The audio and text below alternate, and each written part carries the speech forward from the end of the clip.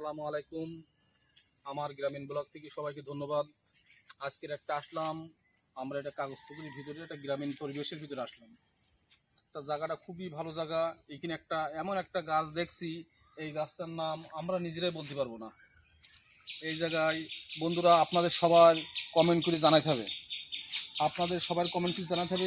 এই যে এই গাছটা আমরা সবাই ভাবিলাম প্রথমে লিচু গাছ হবে হয়তো। এখন এইটা কি গাছ এখন আমরা নিজেরা বুঝতে পারছি না এটা কি গাছ। একটা আনকমন গাছ, এই গাছটায় কি ফল হয় বন্ধুরা কমেন্ট করে আমাদের জানাইতে হবে। তা গ্রামীণ পরিবেশে অনেক রকম গাছ থাকে, যে গাছগুলো আমরা এখনো অনেকে নাম জানি না, আসলে তার পরিচয়টা কি, তার নামটা কি, সে কি কাজে ব্যবহার হয়, আমরা এই পরিচয়টা জানি না। এই আম বাগানের ভিতরে নারকেল গাছ আছে, জাম গাছ আছে, অনেকগুলো গাছ আছে, তারই মধ্যে এই গাছটা হচ্ছে আনকমন গাছ একটা। এই গাছটার আসলে নামটা কি বন্ধুরা আমাদের কমেন্টে জানাই দিতে হবে। যদি আপনারা কেউ বলতে পারেন ধন্যবাদ জানাবো অন্তত আপনার। আর আপনি যদি আমার নাম্বারে যদি রিং করেন, আমার নাম্বারটাও কমেন্টে লিখে দেবেন, আমার নাম্বারটা দিয়ে আপনার সাথে যোগাযোগ করবো, আপনার পুরস্কৃত করবেন এই গাছটার নামটা কি। যদি এই গাছটার নামটা বলতে পারেন, আমি এই গাছটার লক্ষ্যে আজকে আসতে আসতে হঠাৎ করে দেখি, আমি এই গাছটার দিকে তাকিয়ে আমরা এই ভিডিওটা করছি। এই গাছটার নাম আমরা কেউ বলতে পারবো না, আমাদের জানা নেই। হয়তো অনেক কিছু দেখেছি, অনেক কিছু জানি, কিন্তু এই গাছটা সম্পর্কে পরিচয় বলতে পারবো না।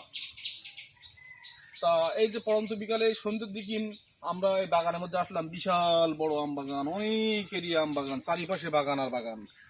সেই বাগানের মধ্যে আমরা এখন। তা খুবই ভালো লাগলো এই পরিবেশটা দেখে।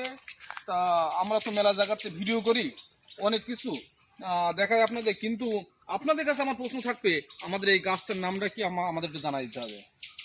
আর বন্ধুরা আমরা তো প্রত্যেকদিন ভিডিও করি, আমরা এখনও রান্না বান্নার ভিডিওটা আপনাদের দেখাতে পারিনি। রান্না বান্নার ভিডিও খুবই সামনে চলে আসবে আমাদের, হয়তো 2-1 ভিতরে আমরা শুরু করবো, সেই কাজটাও শুরু করব।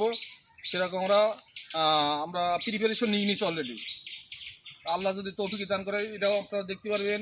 তা আমাদের কথা বলার ভিতরে বা চাল চলার ভিতরে কোনো রকম ভুলভ্রান্ত হলে আমাদের একটু জানাই দেবেন, আমাদের সেগুলো ক্ষমার দৃষ্টিতে দেখবেন। আর আপনারা সবাই নামাজ পড়বেন, আমি একটা বিশেষ অনুরোধ করছি, আপনারা সবাই নামাজ পড়বেন। নামাজ না হলে আপনারা কবরে গিয়ে কখনো জবাব দিতে পারবেন না। ইসলামের ঘরে আমাদের জন্মগ্রহণ হয়েছে, আমাদের মুসলিমদের ঘরে জন্মগ্রহণ করেছে। সব থেকে আল্লাহর কাছে বেশি শুকরিয়া আদায় করি যে আল্লাহ পাক আমাদের সৃষ্টি করেছে, আল্লাহ পাক আমাদের মালিক, আমাদের সৃষ্টিকর্তা, আমাদের পালনকর্তা। আরও সব থেকে বেশি প্রশংসা আল্লাহর কাছে শুকরিয়া আদায় জানাই যে মহানবী সাল্লাল্লাহু আলাইহি সাল্লাম আমাদের নবী, তার উম্মত আমরা। এই জন্য আপনাদের কাছে বিশেষভাবে অনুরোধ করি, প্লিজ দয়া করে আপনারা নামাজটা আদায় করবেন। নামাজ পড়বেন না, নামাজটা আদায় করবেন। সুবহানাল্লাহ, নামাজটা আদায় করবেন। নামাজে যখন আল্লাহ সিজদাটা বেশি বন্ধ করে, যখন সিজদা যাবেন তখন মনে করবেন আমি আল্লাহর সামনে রয়েছি। নিয়মিত নামাজ পড়বেন। আপনি একটা অন্যায় কাজ করতে গেলে বা একটা বাজে কথা বলতে গেলে আপনার মুখই বারবার করে বাঁধবে, একটা মিথ্যে কথা বলতে গেলে মুখে বাঁধবে। রাত্রি ঘুমানোর আগে অন্তত তওবা ইস্তেগফার পাঠ করে নেবেন প্রত্যেক দিন, যে আল্লাহ সারাদিন কত রকম অন্যায় করলাম। তা আমি আর ভিডিওটা বাড়াচ্ছি না বন্ধুরা, সবাই ভালো থাকেন আর আমাদের জন্য দোয়া করবেন, আপনারাও ভালো থাকেন। এই বলে আমার ভিডিওটা শেষ করছি। খুদা হাফেজ।